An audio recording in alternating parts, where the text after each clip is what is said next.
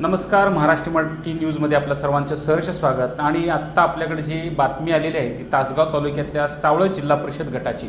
सावळ जिल्हा परिषद गटांतर्गत नुकताच वायफळे पंचायत समिती गणाचा निकाल झालेला आहे। त्यानंतर आत्ता सावळ जिल्हा परिषद गटांतर्गत सावळच पंचायत समिती गटाचा निकाल आपल्या हाती आलेला आहे। यामध्ये इथं जो राष्ट्रवादी काँग्रेस पार्टी शरदचंद्र पवार गटाचा बालेकिल्ला समजला जाणारा हा सावळ जिल्हा परिषद गटांतर्गत 2 पंचायत समिती गण होते। त्याच्यामध्ये वायफळे पंचायत समिती गण आणि सावळज पंचायत समिती गण हे दोन्ही गण आमदार रोहित पाटील यांच्या हातातून निसटलेले आहेत।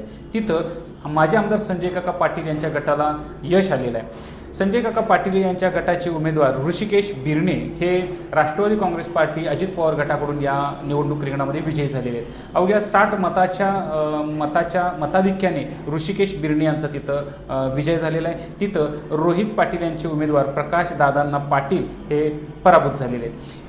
इथं रोहित पाटील यांच्या गटाकडून वडगावमधून संजय पाटील अर्थात दत्तात्रय लक्ष्मण पाटील यांनी केलेली बंडखोरी ही रोहित पाटील यांना महागात पडलेली आहे। आणि या एकूण सावळज पंचायत समिती गणाचा निकाल इथं लागलेला आहे। या सावळज पंचायत समिती गणाबरोबरच जो सावळज जिल्हा परिषद गटाचा निकाल आपल्या समोर आला आहे त्याच्यामध्ये आमदार रोहित पाटील गटाचे विजय विश्वास धेंडे हे तब्बल 1100 मताहून अधिक मताने तिथं विजयी झालेले आहेत। तिथं माजी खासदार संजय काका पाटील यांचे प्रवीण महेश धेंडे हे पराभूत झालेले आहेत। सावळ जिल्हा परिषद गटाचा हा निकाल आपल्या हाती आलेला आहे। त्याच्यामध्ये सावळ जिल्हा परिषद गट हा आमदार रोहित पाटील यांच्याकडे गेलेला आहे, तर सावळ जिल्हा परिषद गटांतर्गत वायफळे पंचायत समिती गण आणि सावळज पंचायत समिती गण हे दोन्ही गण माजी खासदार संजय काका पाटील यांच्याकडे गेलेले आहेत।